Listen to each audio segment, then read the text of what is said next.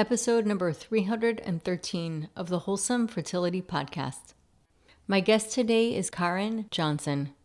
In 2017, when trying to start a family, Caryn learned she was autoimmune infertile. What she discovered was a stark reality, the lack of open conversations and support for women facing similar struggles. The doctor's office often left much unsaid, and the information was surprisingly scarce. Caryn recognized the need for a change. Her personal journey became a catalyst for a larger mission to make her learnings accessible to women everywhere. And it was this experience that led her to create Bond, which is a line of supplements that help with hormone and reproductive health. So I am looking forward to picking Caryn's brain and, of course, provide you with more information should you need it. So stay tuned. Welcome to the Wholesome Fertility Podcast. I'm Michelle, a fertility acupuncturist here to provide you with resources on how to create a wholesome approach to your fertility journey.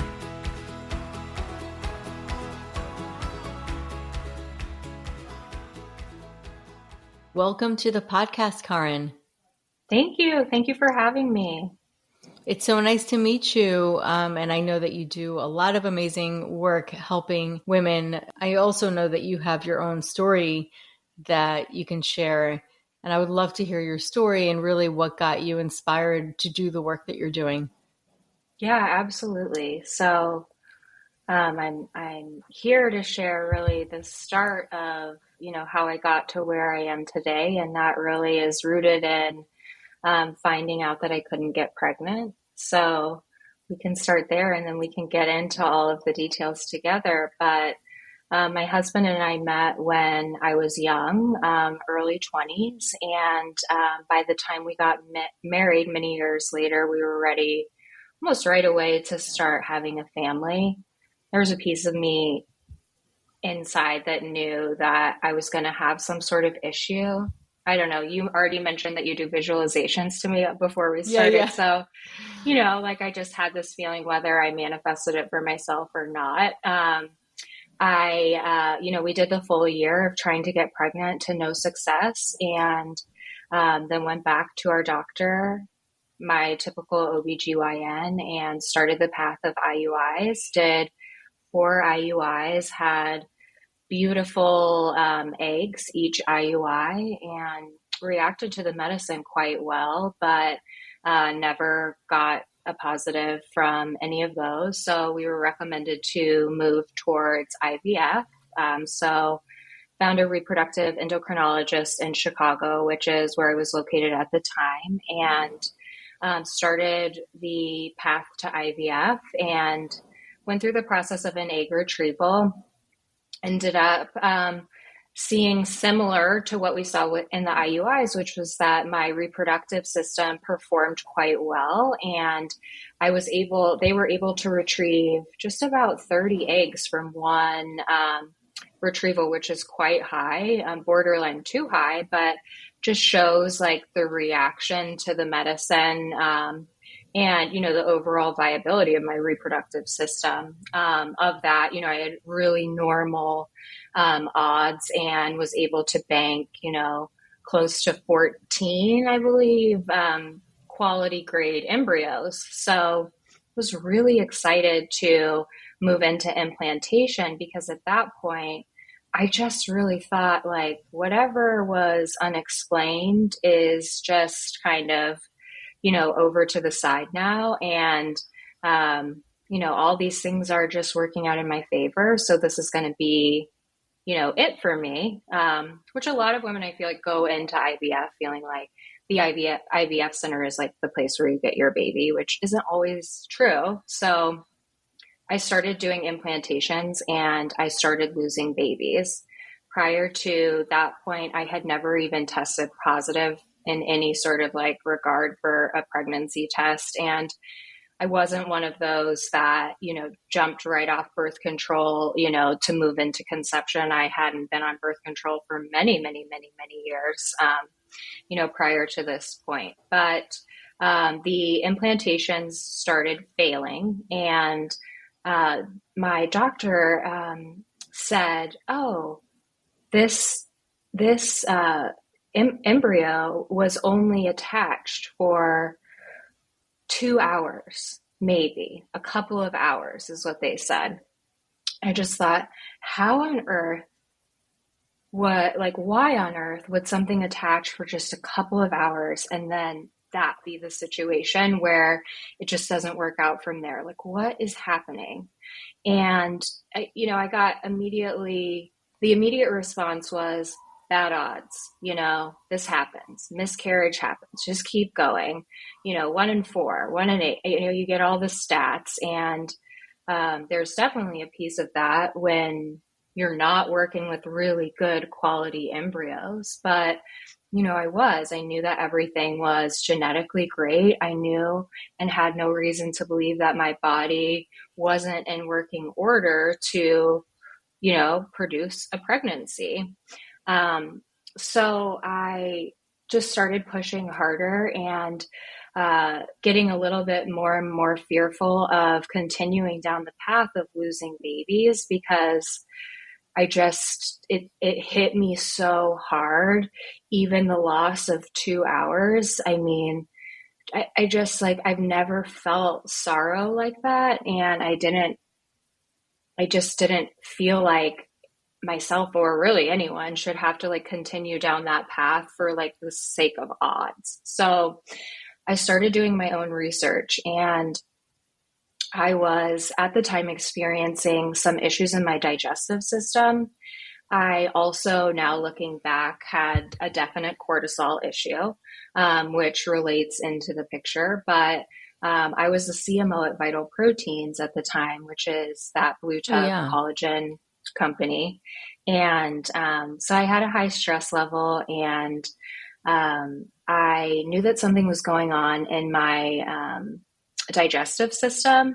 This was, 2016, 2015, 2016, 2017. So almost prior to when we really started, as a world, as a community, talking about the microbiome and gut health. But I sought out a naturopath who ended up doing a blood panel on me, and told me that I had, hundreds of food sensitivities, which is a classic sign of gut dysbiosis. But at the time, it wasn't translated back to an issue in the microbiome. It was treated as oh yes, you have all of these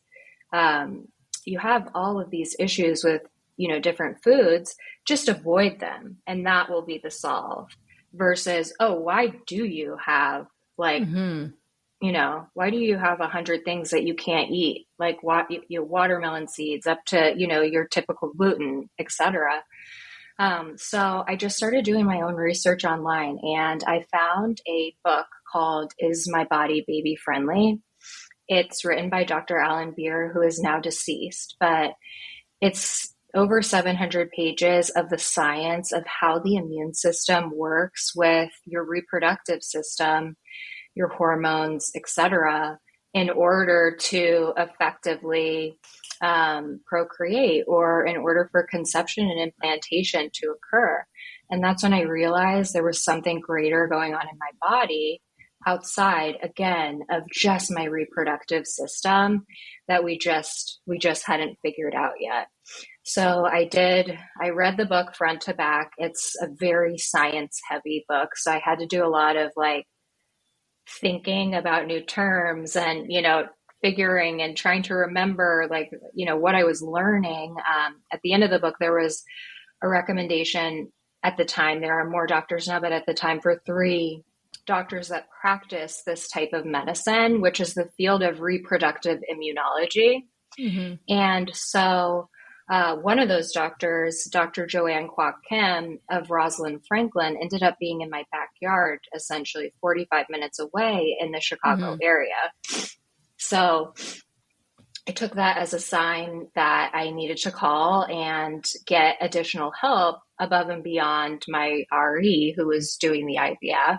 And I called over there and was immediately put on a 6-month wait list. So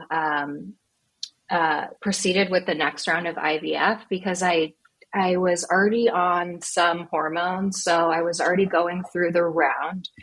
I had at that point only done my own research, so I wasn't really sure what was going on in my body or if I could believe what I had read, because my doctors that were helping me with the IVF weren't really like saying that they believed in the immunology side of things. They hadn't seen enough research, etc. So I wasn't really getting support on what I was researching.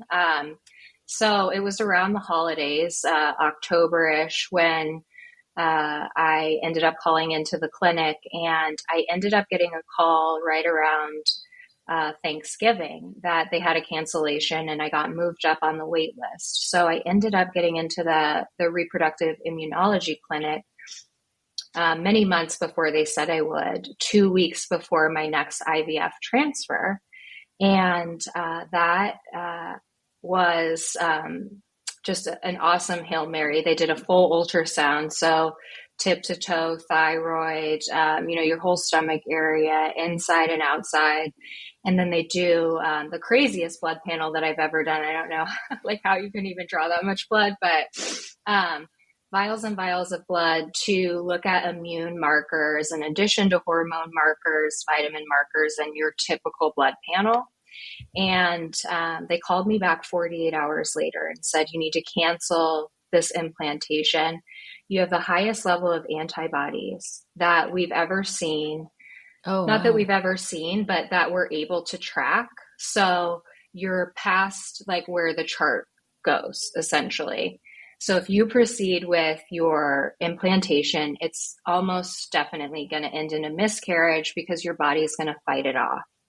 Wow. And at that point, I was terrified because that was like the first real something's actually wrong with you that I had heard. Everything else was just unexplained, unexplained, unexplained. And I just went into shock. I didn't know what to do. I didn't know who to believe. I had two sets of doctors saying different things. So I proceeded with the implantation, and I ended up implanting both a boy and a girl embryo.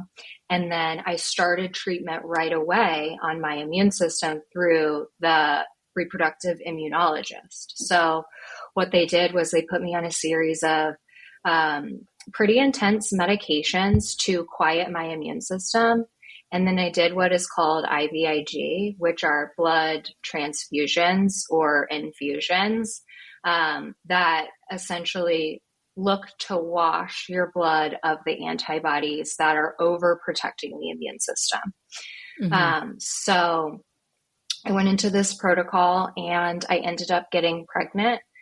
It was positive right away. And we saw, so the clinic ended up treating me 1 to 3 times a week with this IVIG infusion, which they're about 2 to 3 hours long they're based on body weight. So I was in their office, at least 1 to 2 times a week, also for an ultrasound. So I knew by 5 weeks that both embryos had attached. And, at that point, my immune markers were even more all over the place.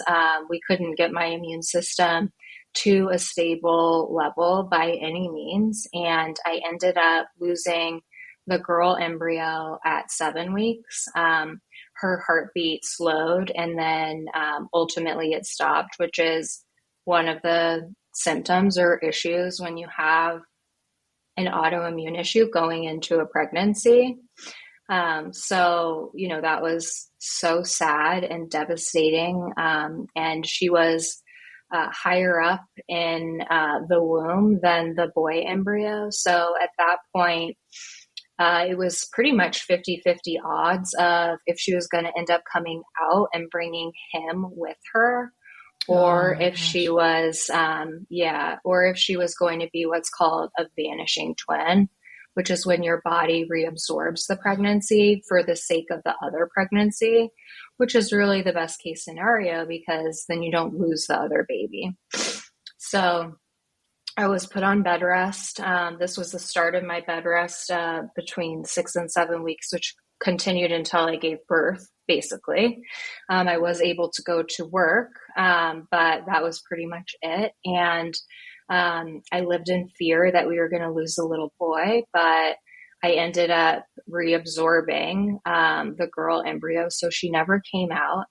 And we just really aggressively treated my immune system, which held on until 34 weeks when I went into basically how the immune system works during the pregnancy is during the first trimester. There's more inflammation that can be in the body, and then it has to subside for the second trimester to continue successfully. And then your inflammation increases, and that's what eventually causes or is part of why you go into labor. But my inflammation and my immune system increased really fast. So my water broke early, and I ended up having him, early, but he was healthy because some of the immune medications included steroids. So he was a little bit bigger than, your typical 34, 35 weeker. But I was able to carry my son, and, that really started my story of, what the heck happened, and why is autoimmunity so under-researched when it comes to, your reproduction and your fertility chances, and how can I actually do more, now that I have my children here, to support other women so they don't have to go through this amount of trauma, right? But also this amount of research and advocacy for themselves, because at the end of the day, we just can't expect that from everyone, and we shouldn't. We should be able to support. So I'll take a breath there. Wow, that's an incredible story. And I mean, it's mind-boggling, that nobody really talks about something that is so prevalent. And I do see that a lot, actually. And it could be the reason why you have unexplained infertility or why transfers don't work. And I speak to Amy Raup. Amy Raup, she does the same thing, Chinese medicine. And she talks about this a lot. She says, if you miscarry or you have repeated transfer failures with a good embryo and your doctor doesn't look into what your lining is doing and how your immune system is working, then go to a different doctor, because it's so important to look into that, because you could spend so much time and you can spend so much money and just so many precious years going through so much loss for something that could be treated but can also be prevented. So I'd love to actually get your input on what you've discovered and how the gut relates to it, but maybe other things that you've noticed or learned for the listeners. Absolutely. And I think what you're saying is just incredibly important. The immune system, I feel is the secret starting point to a lot of issues. And what's happening in medicine right now is a lot of women are walking away with an unexplained infertility diagnosis, but they're accepting that as a diagnosis, right? When it's not, it's not an answer. And if you look underneath kind of that answer, you see a lot of crazy statistics, such as over 65% of women who have unexplained infertility actually have an issue in their immune system. And then similarly, over 60% have an issue in their metabolic system. So blood sugar, insulin, early signs of PCOS, etc. And then when you look, you see that there are deep, deep nutrient deficiencies happening in this group of women as well. So you're looking at vitamin D deficiencies, vitamin B deficiencies, magnesium, omegas. All of these start with modulations that occur in the immune system as well. So when you think about it on a deeper level, And from the research that I've done, you're looking at something that's happened to you before it's affecting your hormones and triggering one of these other issues in your reproductive system. So, like, for instance, not only do I have, autoimmune infertility, I do carry PCOS and adenomyosis as well. And for me, and based on the research that I've done, those are secondary factors to my immune system modulating and creating an overly inflammatory environment in my body, which then produce those issues. So we're not going up far enough in the chain of our bodies Mm-hmm. as to understanding our full systems. And again, it kind of goes back to like what's happening in medicine, which is that our doctors are classically trained in our reproductive organs, right? So they know our uterus, they know our ovaries, they understand how those work, but we need to get into, a new phase where we have practitioners that understand how all of the systems are working together in our body, Mm-hmm. including Yeah. our immune system and our endocrine system, because they do have such a big and almost starting impact on what's happening with our fertility. Oh, yeah, I completely agree. And I also am wondering, like, what have you seen? Because I think that when you talked about the food sensitivities, you were saying that it's okay, I'm allergic to so many things or I'm sensitive to so many things, but why? So, like, Yeah, what are the things that you've seen that cause it to begin with? yeah. So there are a couple of things that I see as the starting factors. One is overall stress. So if you can't keep your stress in check, you can't keep your cortisol levels in check, then your adrenal function will not perform and the rest of your hormones will not function correctly, which then trickles into some of these other problems. And then you get into other factors like what you're putting in your body, the nutrition that you have or you don't have. They're saying the American diet is still between 60 and 80% processed food. So we're Hmm. putting still mostly junk into our systems that's Yeah. modulating and creating these environments that we don't want. Number three is dysbiosis of the gut, right? Which is a huge factor in overall well being and then your chances at fertility. Because what happens is that if your gut is in dysbiosis, your mucosal lining is disrupted, and all of the toxins that are supposed to be in this, like, think of it like pipe in your body, pipe to get to the outside, are now permeating that pipe and moving into your system and causing again these major inflammation issues, this uproar of immune response that is hard to counteract. Once you have that level of bacteria and then toxins that are entering the bloodstream. And then the last kind of reason that you would be kind of in this situation is just based on what's going on in your environment. So, are you living in a city? A lot of people in Detroit, for instance, there's a bigger rate of infertility there versus, your non-city residents. It's also based on the toxins that enter your home.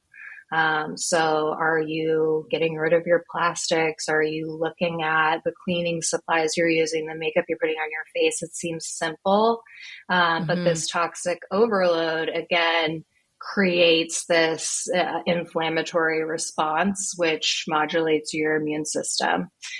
So those are really the four categories that kind of put you in this place. And then it kind of gets into epigenetics, which is like, you've created this new world for yourself that your body has, become. And, is it going to be like that, or are you going to be able to get yourself out of it? Yeah. Oh my God, it's so important, and it's true. We hear all the different factors, and actually, those toxins and the endocrine disruptors can be found in food, I mean, through pesticides, and that can also impact your gut Yeah. dysbiosis. And so it's just, it's like an entangled web. Yeah. And it really is like a reflection of how we're living today and what's allowed in this country, which I'm starting to get more and more frustrated with, the fact that other countries are protecting their citizens more from Yeah. chemicals and pesticides and things that are harming not only our health and chronic disease, but Gosh, get also me started on future. glyphosate. Oh, it's unbelievable. And for It's so that sad. reason, I often tell people just go gluten free. Hmm. It's not that wheat is bad. And actually, as a matter of fact, a lot of people don't have those same responses if they go to Spain or Italy. Right. Like, even though it's not considered GMO, they have genetically modified it over the years. So there's so Hmm. many aspects. So sometimes I'm just like, just remove it. And I Yeah. see people feeling a lot better just from that. And especially with autoimmune conditions, actually, that like going gluten free can really help. That's what I've seen. Yeah, no, definitely. It's just our food source is really sad. And Yeah. it's so hard to pinpoint at the end of the day because no one really has the exact answer. But I just like you see the data, like women who are eating on a Mediterranean diet have Hmm. a lower risk of endometriosis. Women who Right. have like vitamin sources through green leafy vegetables don't have as much PMS. So, like, the correlations are there. It's just like, how do we get Yes. people to make better decisions for their body and understand, like, don't be me. Don't make bad decisions and then get into a position where you can't have the life that you wanted or dreamed of, or you have to fight so hard for it Hmm. because of choices you made earlier in your life from lack of knowledge, you know? Right. Yeah, totally. And then I also look at the nervous system, which is what I feel like it's really linked to the cortisol issue, like the high stress, because we're constantly being bombarded with too much information. Really, I think too much Mm-hmm. information than our nervous system is able to translate. And I think that takes a trickle down effect into our bodies. I'm very big on like mind body Yeah. because of that, like that's one aspect. But of course, I mean, there's so many, like I said, it's like a web and every single piece matters. And that's what you were talking Mm-hmm. about before with medicine, looking at the body as a whole, as a functioning system rather than just one part. Right. Right. And just going back to your comment on cortisol, you know, a lot of it does start with cortisol because if you put yourself into too high of a cortisol state, your body doesn't produce enough hormones. It basically triggers all of your other hormones to act inappropriately.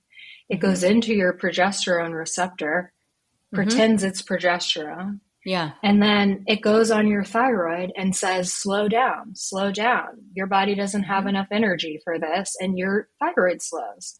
So it's really like easy to dismiss, like, oh, yeah, I'm so stressed, but I don't have to be stressed today. Into understanding, like, if your body is in a constant state of stress, like the impact it can truly have on your Hmm. system and on your hormones, because I guess also people think of like cortisol as like over here and then estrogen and progesterone as like over here because Hmm. they work through different axes of the body, right? But it's all Right. related because if you knock one Yes. off, you're messing with the others. Correct. So I just, I wish people ultimately would understand that cortisol is a huge starting factor to their fertility journey as well, and to a hormone journey if they're not on the road to fertility. Yes, because ultimately the body's always going to favor survival. And when you're Yeah, in high cortisol, your body's basically, or something is signaling your body to let it know it's not safe. So right. when you're constantly in this state of feeling unsafe, your body's going to worry about other things and put off other factors that it would normally pay attention to when you do feel safe. And being in Right. this chronically is just not conducive to high vitality, period. Yeah. I feel like at least we're in a better state of mind, like as a world where, 10 years ago it was chic and cool to be like chronically stressed and It's like true. drinking like 3 cups That's a of good point. coffee in the Yeah. morning and like running yourself ragged. Like I feel like everyone understands a little bit more that they shouldn't. It's just about like knowing your body and actually being able to say to yourself, like, no, this isn't how I should be feeling. This isn't how I want to keep stress or maintain like my day to day life. No doubt that we are getting educated like never before. So like it's one of those things that when like the information comes out and we start to open our eyes, it's painful because we're Right. realizing things that are not working. However, even though it's painful, it's actually helping us in the long run. And it's kind of like the blessing and the curse of social media and all of the Yeah. technology. But the blessing is information that is Mm-hmm. very important for us to know. It's important for us to, receive. So that aspect of it is really important. And then talk to us about your supplement product Bond. And I know that you created that based on really your own frustration and Yeah. it's become your baby. And I want to know what specifically or how does that address autoimmunity conditions for people who are going through that or at least thinking maybe to look into, their immunity in regards to their fertility listening to this. Yeah, absolutely. So I launched Bond just about a year ago. I concepted it. It took a year prior to that from concept to launch. So, really, it started in the world of advocacy for me. I was just really looking to help other women, getting involved in some Facebook groups, some communities. There's not a lot of knowledge, a lot of people talking about this yet. There certainly wasn't, even just a few years ago. So I took a speaking opportunity in Detroit, and I went to Wayne State University, which is where they do a lot of the research for autoimmune infertility. And uh, the main the main head of that clinic asked me to come and speak to the researchers because they do all of this research and it's isolated into their facility. They don't actually see the impact of what's going on with women who are going through this. So I Mm-hmm. got to share my story and, had a really nice day there learning and seeing their facility, their lab, what's going on. And on the drive home is really when it clicked for me that there's a lack of, or there's a gap in what's going on research wise and what's being discussed and what's being carried out and brought to the consumer or the public's attention. And I just felt like if I didn't take a larger stand to do something bigger to help women, that would be many, many more years behind even. So I went back to my house in Chicago, sat in my basement, and did just clinical research for months. And I logged over 300 clinical studies, all centered around the immune system and how it relates to hormones, to the reproductive system, and built my thinking for our original SKUs, which are Daily Balance, which is our bestseller, Conception Boost, Vitality, and Cycle Care on this thinking first. So it really started with research before it was brought forward to healthcare practitioners and then formulated out. And a lot of the research that went into each of the products is above and beyond supporting the reproductive organs. So when you look at Daily Balance as a whole, it has 15 vitamins and nutrients in it.